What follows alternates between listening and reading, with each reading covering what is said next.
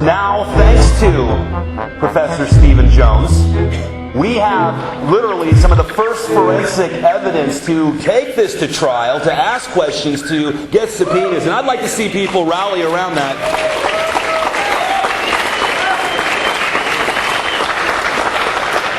Dr. Jones was for over 20 years a physics professor at a major American university. Recently retired Dr. Jones now tours the country speaking about the results of his scientific research into the reasons for the collapse of the World Trade Center Tower. He's going to go over this research for you now. I'll tell you, when we were out in LA at your conference, Alex, and I had one of my longtime friends there that I knew long before I woke up, and he still had a problem, with some of the information, like some of your friends.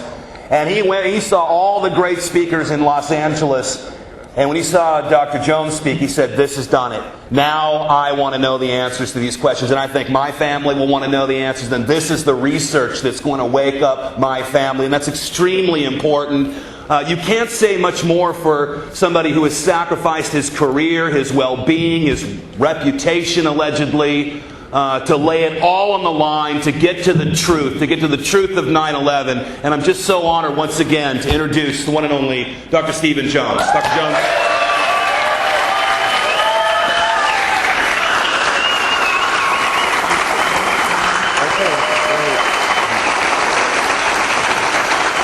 Thank you.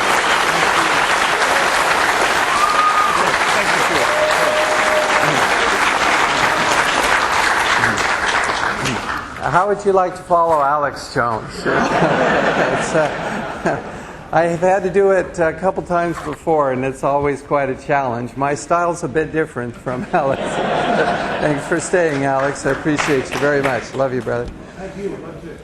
Okay, so tonight I will be showing some evidence that has not been shown before. So I'm glad that you're here and...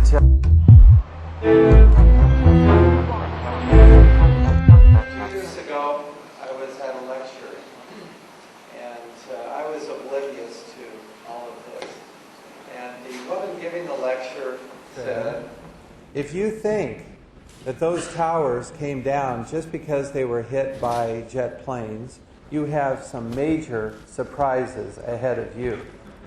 And when she said that, about half the audience, it was about this size, burst out into applause. They had awakened. I was in the other half that was saying, well, what is she talking about? I don't know. So I got onto the computer. Fortunately, we still have the internet. And it was just a few days then that I started into this process that has brought me here and has resulted in some very interesting research. Once you see the collapse of Building 7 and so on, once you see that coming down in the way it does, then I timed it and compared it with controlled demolition, which you see on the right. I was basically hooked. I mean, the way that thing falls down is not just because it was hit by a jet. It wasn't even hit by a jet. So, there's something very strange about this Building 7, the way it comes down.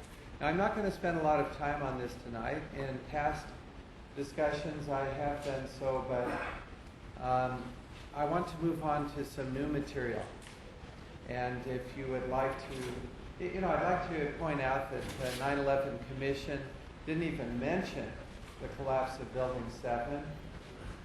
I'd like to tell you how in the FEMA report, but we just don't have time to go into that. The FEMA report said that our best hypothesis, which was fires plus some damage, has only, for Building 7 now, our best hypothesis has only a low probability of occurrence. If we had time, we'd go into that. The NIST report on Building 7 is way overdue. It's supposed to be out this year, and when it comes out, you see they commissioned another company to do it. So what they asked this other company to do was to look only at floors 8 to 46. This is a 47-story building with subfloors, and so they basically asked them to put blinders on as they consider the collapse of building 7. It's rather disappointing to us scientists and engineers. Many of us now are writing in this Journal of 9/11 Studies. So for those of you who would like to get a good introduction to 9/11, I highly recommend this journal. It has, I believe, the best peer-reviewed papers, the most. We have over 30 papers now in the journal. Mine is in there. Why indeed did the WTC buildings completed collapse?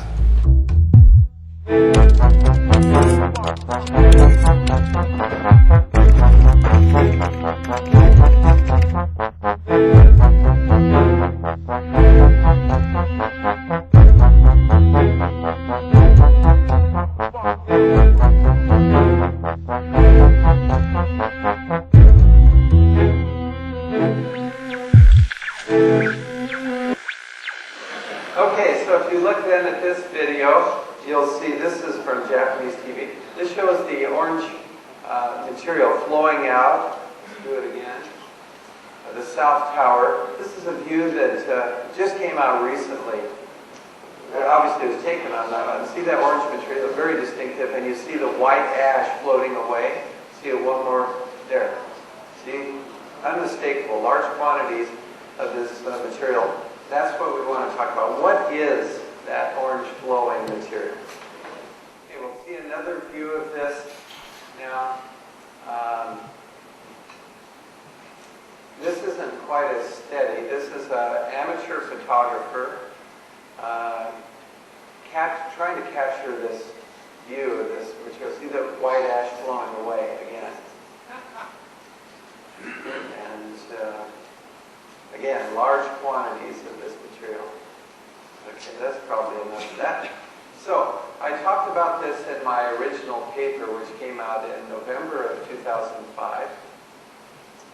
NIST responded in a way. Now, we asked to sit down with NIST, I and a couple others, and they declined. And then we said, well, you choose the place and the venue, and we'll come, and we just want to sit down and talk about these questions that we have. They responded that a change in venue or time will not change our response. So that's unfortunate. But we do have a little bit of dialogue going on in that they finally issued a fact sheet. And see, I said this can't possibly be aluminum flowing out of there because aluminum is silvery. And that's what they initially said in their final report. And they talked about this flowing orange material. And they said, well, it's probably the airplanes, the jets, in this case in the South Tower, the jet melted. And here's what they say, now in August of last year, as they respond. This concluded that the source of the molten material was aluminum alloys from the aircraft. These are known to melt between 475 Celsius and 640, depending on the particular alloy. And this is an important point now. Well below the expected temperatures, about 1,000 degrees Celsius in the vicinity of the fires. So you could, and that's true, you could melt aluminum. Of course, they didn't point out one thing, and that is the color orange already tells